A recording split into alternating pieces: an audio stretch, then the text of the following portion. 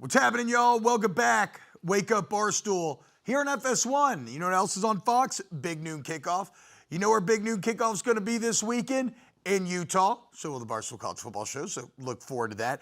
A really exciting, massive matchup between a ranked-on-ranked battle, Texas Tech and Utah. Right now, we talked to the head man himself, a multi-time coach of the year, multi-time conference champion. In fact, the WAC defensive player of the year back in the day, Coach Kyle Whittingham. Coach, what's going on, man? Thank you so much for making some time for us. You bet. Appreciate you guys having me on. Coach, I want to start here. I want to get to talking about your offensive tackles soon, but the buzz around town, huge matchup, Fox Big Noon Kickoff.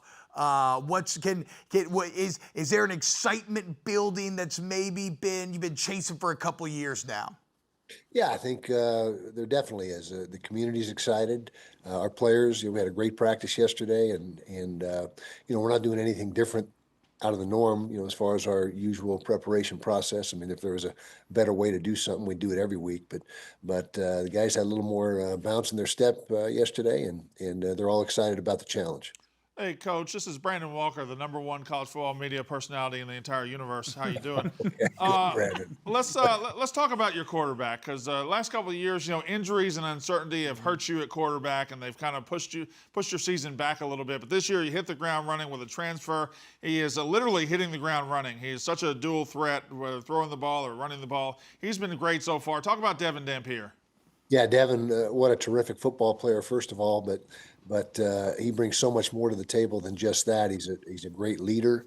The players just love him. He's been embraced completely by our football team, and really he's the heartbeat of the team right now. And as you mentioned, he's doing well statistically. He's leading our offense in rushing. He's throwing the ball well. He's making good decisions, taking care of the football. And I can't say enough good things about Devin and what he's done so far this season. Yeah, and one thing that helps, Coach, is having two first-round offensive tackles on your side, and in Spencer Fano and Caleb Lomu, y'all. I mean, you've been at this for a very long time. You've had an incredible amount of success. Have you ever had a combination of bookend tackles like what you have this season? I don't think so. We've had some really good ones come through the program. Jordan Gross several years ago was a first rounder, and there's been others. Garrett Bowles, who's with the Broncos right now. But as far as a tandem, I think there's no question that that's the best tandem we've ever had. And I'll tell you right now, the inside three is not bad either. They're all seniors. They've played a lot of football for us, and it's not out of the question that those three guys will get drafted as well. I mean, that's certainly a possibility. Yeah, definitely Joe Moore award-winning candidate. I mean, certainly maybe the best offensive line in the entire country. Coach, when you look at the matchup this weekend, Texas Tech, a team that very notoriously invested a lot of money into NIL, bringing in a lot of talent. What are some of the challenges game planning? I know you have a couple games of film, but game planning when there's so many new elements at play for this Texas Tech team? Well, as you mentioned, we got 3 full games on them, and so even though there is a lot of turnover, which pretty much everyone in the country has that, we have 50% of our team is brand new this fall, and so it's not uncommon. I can tell you right now, they've really done a nice job of supplementing the roster this offseason.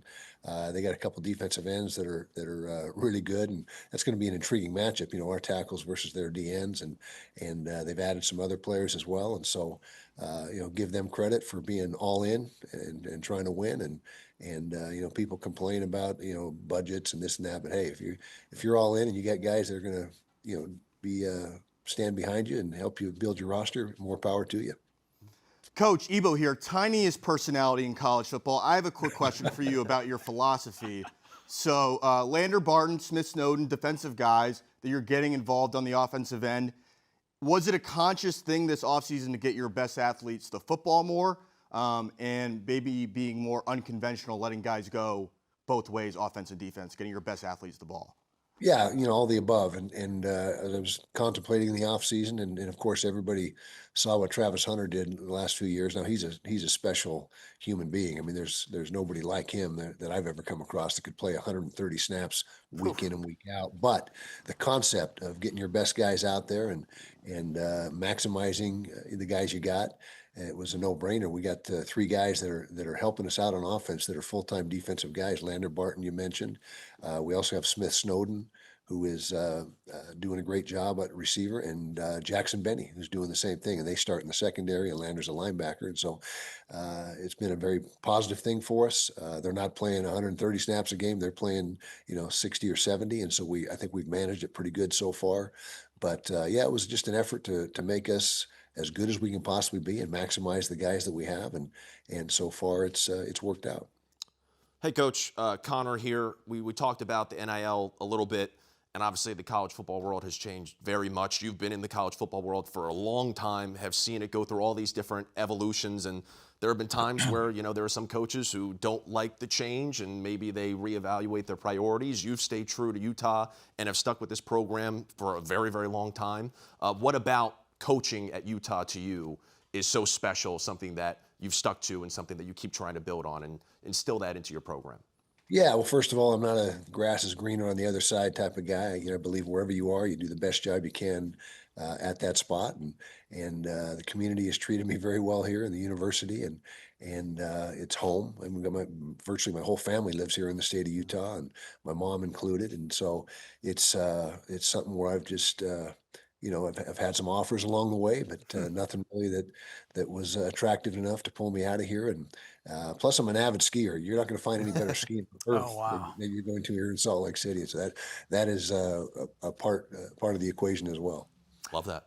Coach, I want to ask you about the transition to the Big 12 because really when the Pac-12 kind of cratered out of nowhere, it seemed like Utah was at the height of its powers. Achieving a consistency in that conference where it felt like you were the favorite almost year in and year out. And it looked as if that was going to transfer immediately to the Big 12, some quarterback issues, whatever, but this year seems very good. What's it been like learning a new cast of characters to go against every year after playing, some familiar faces for so long?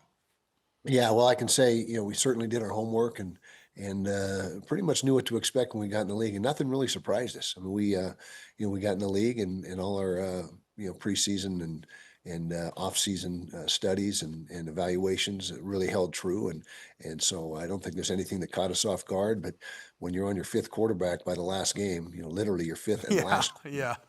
That tends to have an impact, but nobody cares. I mean, no excuses. You got to get it done regardless of circumstances, and we didn't do a good job of that last year. But I'm just going to tell you that I felt we were prepared for the league, and we just didn't get it done. So hopefully this year we can make a better showing. Coach, you don't have to make an excuse, but I've never seen injury bad luck like y'all had last year. Like I think at one point it was like 19 and 22 starters. Like it was legitimately the craziest I've ever seen. So I'll make that excuse for you. You don't have to stamp on it. Appreciate that. Thank you. Yeah. Coach, Utah, Texas Tech this Saturday, 10 a.m. start time locally. Is that a challenge for you guys, making sure you get your routine in, your full routine in, and be ready to go? No, we've done it before. We've had some 10 a.m. starts along the way in years past, and we never really get concerned with the schedule. Just tell us who we play and where and what time, and we'll be there. And college kids, they're resilient. They could play at 2 a.m. if they had to, and so it's not a huge deal. We do make a few modifications. We've got them up early the first 3 days of this week, and fed them breakfast, mimicking exactly when they're going to be eating pregame meals. So there are a few things we're doing to prepare, but pretty much it's business as usual, and just make sure we get them to bed early on Friday night and get ready to go on Saturday. Coach, we can't wait, man. Absolutely cannot wait to watch this weekend. It's a fantastic matchup between two great teams, two great quarterbacks, and I know it's incredibly busy right now, so we thank you so much for joining us and giving us some time this morning. Anything to tell the people that maybe that we didn't get to?